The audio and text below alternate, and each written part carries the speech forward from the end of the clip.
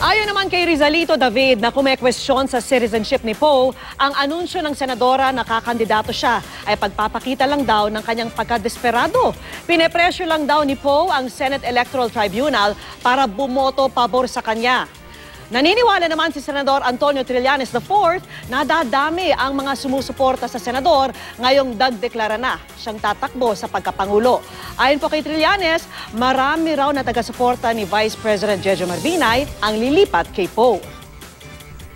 Sa panahon na ito na meron pa tayong dinidinig na kaso patungkol dun sa kanyang pagkatao, konting ano lang naman po ito, ethics and decency and respect dun sa mga constitutional processes. All the way ang suporta ng Magdalo. Once matapos yung declaration ni Senator Grace Poe, kukuha siya ng mga botante at suporta from Vice President Binay.